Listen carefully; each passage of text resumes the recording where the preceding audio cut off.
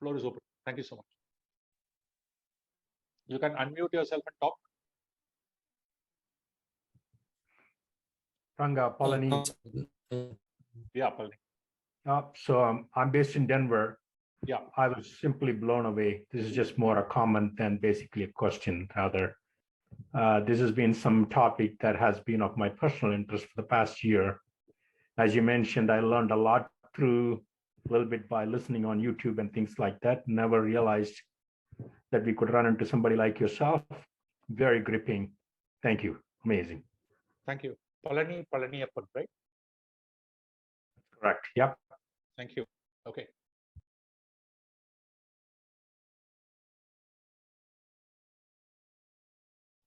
Floor is open. Ranga, there is a question in chat. Okay, I need help because I don't see the chat. If you don't mind. Sir, please could recap cosmic order again, Pushpa Menon. Pushpa Menon. Okay.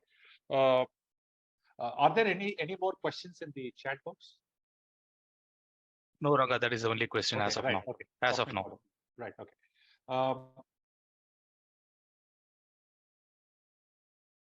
The whole structure is moving from gross to subtle. Okay, at a very broad level. The whole thing moves from gross to subtle. Gross means you can touch it, you can feel it. So that's a physical order. Then you go to the next order. Then you go to the next order. And the ultimate order is the cosmic order, which is the subtlest order. Subtlest order means that is the most difficult to understand. Because human mind cannot perceive it. You have to understand it by patterns and recognition of patterns. Right? Cosmic order is well-being of the total. Okay, the samashti, the well-being of the total. Right? We are all part of the total. Whatever contribution I make to the total and whatever destruction I do to the total is all governed by those laws. That's all. When we go to specific scriptures, as we move into further sessions in future, we will deal with one subtle order, cosmic order, as we move along. Okay, and those examples will help you understand cosmic order. At this point, you just need to know that cosmic order operates out of dharma and karma framework. Right? To give a good example to this, what is the difference between rights and duties? We are a bundle of roles. Every role comes with a set of duties. I am playing the role of a teacher here. I have certain duties to perform. Like I have to prepare thoroughly well. I have to rehearse my session. Okay, you are a participant. You have the rights to ask me questions. And I have the duty to share my perspective. It may be an answer, may not be an answer. Right? Yeah. If you look at it carefully, I'm coming to your question on cosmic order. Rights and duties are two sides of the same coin. Duty of one person becomes the right of another person. Like duty of a teacher is the right of a student. Duty of a citizen becomes the right of a cop. Right?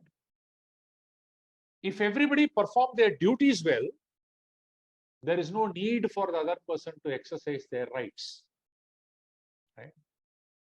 I'm just making an observation, no judgment here. If you look at a typical Western world like in America, they have evolved emphasizing on rights. What's a right of a child? What's a right of a teenager? What's a right of a citizen? What's a right of a company? And that's why the legal systems are all managed so well. And lawyers earn a lot of money. Because that's a society which has grown up talking about rights. Whereas our society, our culture has grown up talking about duties. Like entire script Bhagavad Gita is on duty. It's about what you're supposed to do as a Kshatriya. Why are you moving away from your duty of a Kshatriya? Why are you bringing emotions into picture? Why are you refusing to kill a Bhishma? Right? Now, understanding the duties, understanding the rights, understanding operate within the framework of what is dharma and what is adharma That is cosmic order. At this point, I think this is a very big picture. I think you just need to understand this. We come to very specifics as we move on to specific text. Is that okay? So Ranga, should I read other? Sorry. Yeah, please. Other questions are there. Other questions are please. there, Ranga. Please carry on. Yeah. So I think how much we can cover, we'll see. Which of the orders can the mind control?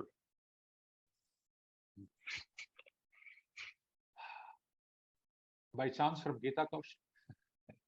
Yes. Okay. Which of the orders can the mind control? Mind cannot control any of the orders. Mind can understand all the orders. And by doing specific actions which are within the framework of Dharma, okay, we can influence not the orders, right? For example, whatever sadhana you do, you cannot get a third hand for yourself, right? Whatever sadhana you do. Yeah. So objective is not to control the orders. The objective is to understand the orders and manifest what you can manifest.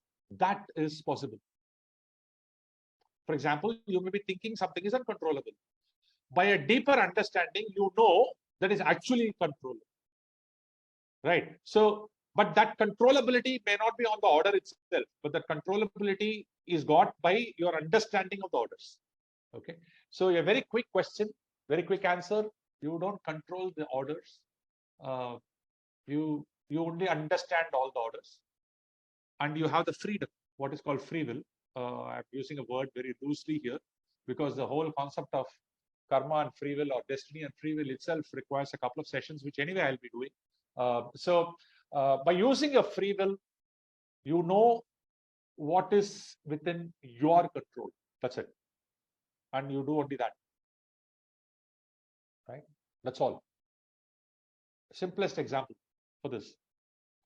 When I say clap, you can clap this way, you can clap this way, you can clap this way, you can clap loud, you can clap for a more time. We have all the choices to clap. Whichever way. You have the choice of not clapping also. Why should I clap? Because Ranga asked me to clap. Your ego may come in and say, don't do it. So you won't do it. That's also a choice. But remember, the moment we clap, we lost control. Because sound will come. That's part of the order. Right? So I have a freedom to do certain things, but certain outputs, which is coming out of the freedom I have chosen, is not within my control. It's within the control of the orders. I think this understanding is important. Okay, right? More of it as we move on, Peter. Intuition is related to intelligence? ? Kiran Kumari. Intuition is a way of knowing intelligence. Intellect is a way of knowing intelligence. That's all. It's a way to understand. It's a tool. Intuition is a tool. Intelligence is intellect is a tool. They are just tools. Right? So everything we are trying to understand only intelligence. That's all. So intuition equal to intelligence, not true. Right? It's like saying an axe is same as a furniture. No, you use an axe to make a furniture, right? So you cannot say the tool is equivalent to the output what the tool can produce. Right? Okay. All right. Next question. Yeah. You cannot force an emotion on yourself. Please explain this. Gomati Ramesh. Okay.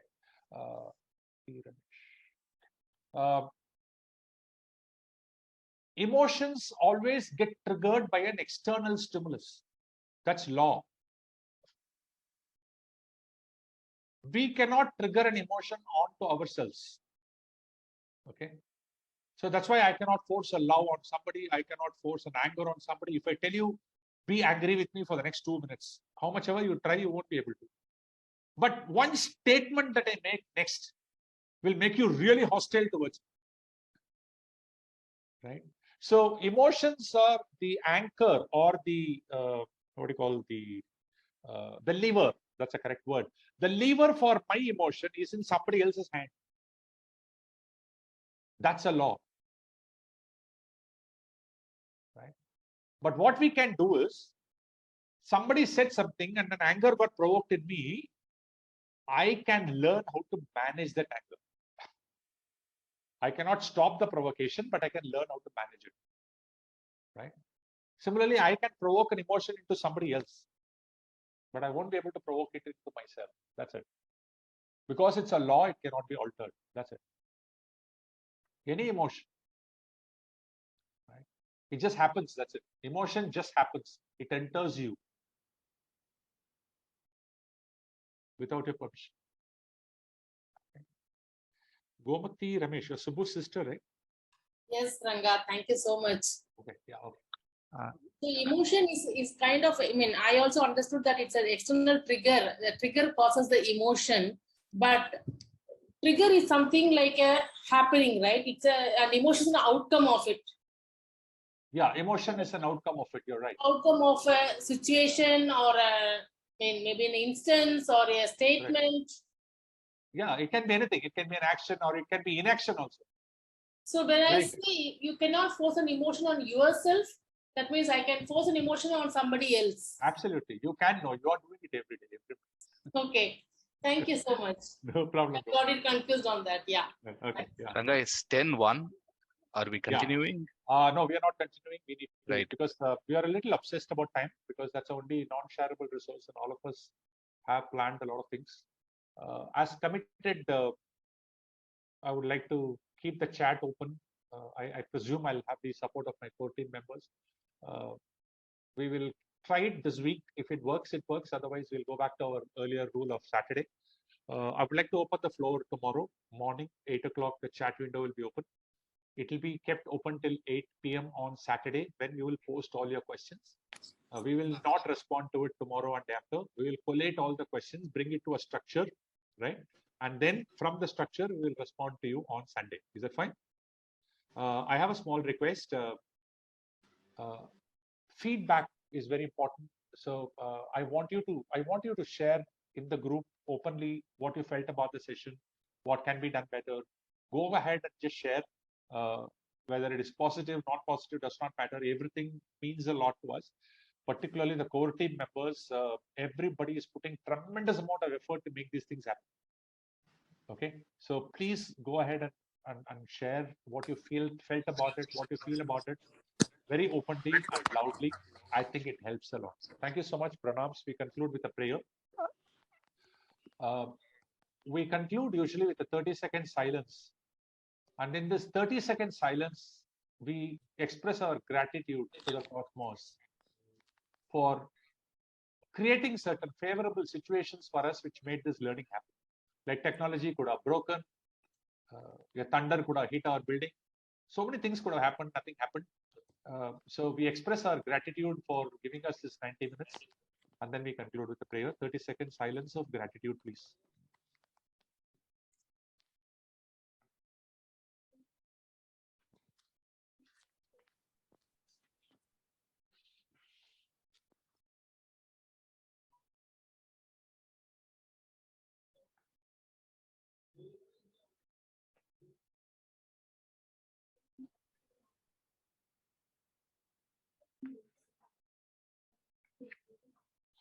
Om Shri Gurubhyo Namaha Harihi Om. Om Purnamadav Purnamidam Purnat Purnamudachyate Purnasya Purnamadaya Purnamevavasishyate. Om Shanti Shanti Shanti. Harihi Om Shri Gurubhyo Namaha Harihi Om. Thank you, everybody. Looking forward to your interactions and active participation in the next 2 days. Thank you.